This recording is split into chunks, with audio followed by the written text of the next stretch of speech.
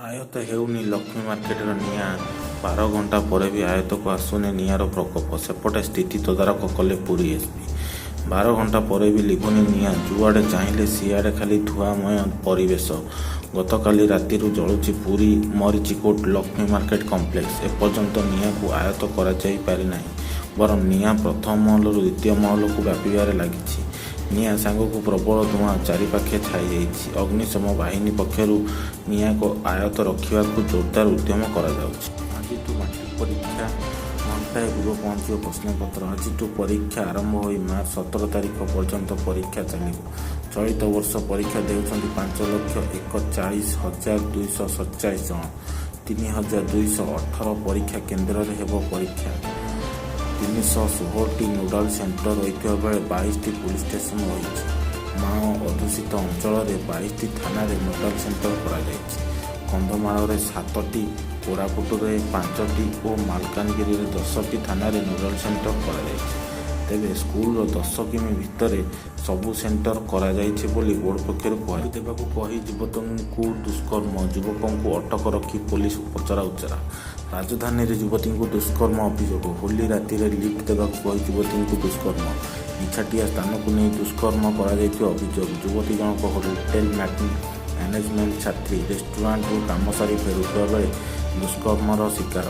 ଘଟଣାସ୍ଥଳରୁ ପୋଲିସ ଯୁବତୀଙ୍କୁ ଉଦ୍ଧାର କରିବା ସହ ଅଭିଯୁକ୍ତ ସତ୍ୟନାରାୟଣ ସାହୁଙ୍କୁ ଗିରଫ କରିଛି ମୈତ୍ରୀ ବିହାର ପୋଲିସ। ଘଟଣାର ଅଧିକ ତଦନ୍ତ ପାଇଁ 161 ଧାରାରେ ବୟାନ ରେକର୍ଡ କରିଛି ପୋଲିସ। ଅଭିଯୁକ୍ତର ଘର ମଞ୍ଚେଶ୍ୱର ଥାନା ଗଡ଼କଣ ପରସାଇ ଅଞ୍ଚଳରେ ହୋଇଥିବା ବେଳେ ଯୁବତୀ ଜଣକ ଯାଜପୁର ବୋଲି ଜଣାପଡ଼ିଛି।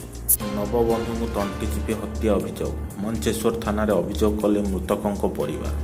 ଭୁବନେଶ୍ୱର ଜରିପାଟଣା ଗ୍ରାମରେ ନବବଧୂଙ୍କୁ ତଣ୍ଟି ଚିପି ହତ୍ୟା ଅଭିଯୋଗ।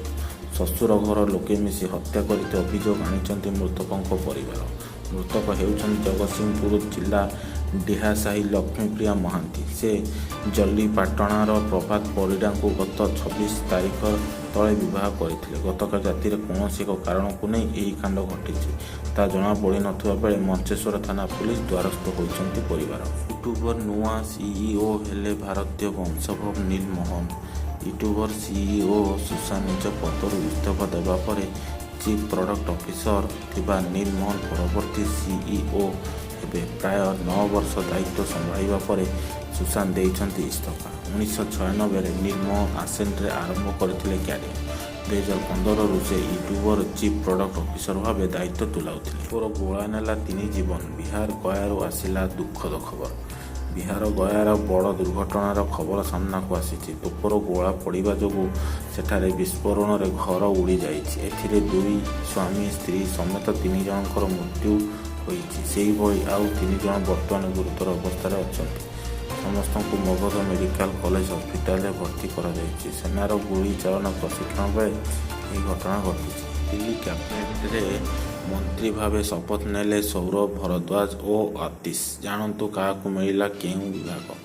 ଦିଲ୍ଲୀର କେଜରିୱାଲ ସରକାରରେ 2 ଜଣ ନୂଆ ମନ୍ତ୍ରୀ ଆଜି ଶପଥ ନେଇଛନ୍ତି। ଏନେଇ ରାଜଭବନରେ ଏକ ଶପଥ ଗ୍ରହଣ କାର୍ଯ୍ୟକ୍ରମ ଆୟୋଜନ କରାଯାଇଥିଲା। ଏହି କାର୍ଯ୍ୟକ୍ରମରେ ଦିଲ୍ଲୀ ମୁଖ୍ୟମନ୍ତ୍ରୀ ଅରବିନ୍ଦ କେଜରିୱାଲ, ଉପଜିଲ୍ଲାପାଳ ଭିକେ ସକ୍ସେନା ଓ କ୍ୟାବିନେଟର ଅନ୍ୟ ମନ୍ତ୍ରୀମାନେ ଉପସ୍ଥିତ ଥିଲେ।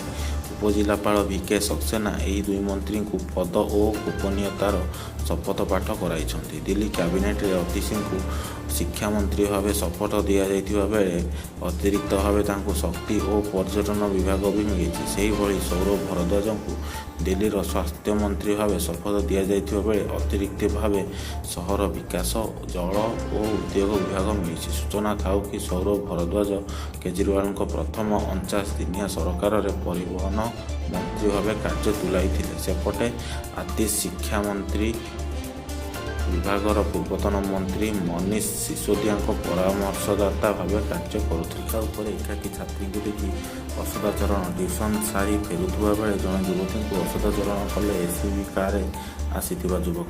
ଘରୁ ବାହାରକୁ ବାହାରୁଥିଲେ ସାବଧାନ, କାରଣ ରାସ୍ତାରେ ବୁଲୁଛନ୍ତି ଅମାନବୀୟ ଲୋକ। ଏସ୍ୟୁଭି କାରରେ ଆସି ଛାତ୍ରୀଙ୍କୁ ଅସଦାଚରଣ କରୁଥିବା ଅଭିଯୋଗ ହୋଇଛି।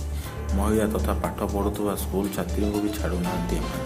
ରାସ୍ତା ଉପରେ ଏକାକୀ ଦେଖି ମାନବିକତା ହରାଇ ଅସଦାଚରଣ କରୁଛନ୍ତି ବୃଦ୍ଧ। ବଡ଼ଗଡ଼ ଥାନା ଅଧୀନ ରତ୍ନାକର ବାଗ ଅଞ୍ଚଳରେ ଅଭଦ୍ରାମୀ କରୁଥିବା ସମୟରେ ଦୁର୍ବୃତ୍ତଙ୍କୁ ଚିହ୍ନଟ କରାଯାଇଛି।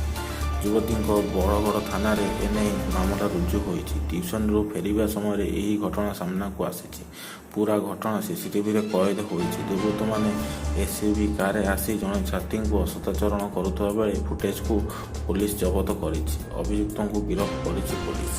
ଅଭିଯୁକ୍ତଙ୍କ ନାଁ ସରୋଜ କୁମାର ସ୍ୱାଇଁ ବୋଲି ଜଣାପଡ଼ିଛି। ଆସନ୍ତା 24 ଘଣ୍ଟା ମଧ୍ୟରେ ବର୍ଷାର ସମ୍ଭାବନା। ରାଜ୍ୟରେ ସକ୍ରିୟ ରହିଛି ପଶ୍ଚିମା ଝଡ଼। ତାତିରୁ ମିଳିଛି ଆଶ୍ୱସ୍ତି। ଆସନ୍ତା 24 ଘଣ୍ଟାରେ କୋରାପୁଟ, ରାୟଗଡ଼ା, କନ୍ଧମାଳ, ଗଞ୍ଜାମ, କଳାହାଣ୍ଡି, କେଉଁଝର, ମୟୂରଭଞ୍ଜର କିଛି ସ୍ଥାନରେ ବିଜୁଳି ଘଡ଼ଘଡ଼ି ସହ ବର୍ଷା ହେବାର ସମ୍ଭାବନା ରହିଛି। ଏହା ସହ ଆସନ୍ତାକାଲି ମଧ୍ୟ କିଛି ଜିଲ୍ଲାରେ ବିଜୁଳି ଘଡ଼ଘଡ଼ି ସହ ବର୍ଷା ସମ୍ଭାବନା ରହିଛି ବୋଲି ଆକଳନ କରିଛି ପାଣିପାଗ ବିଭାଗ।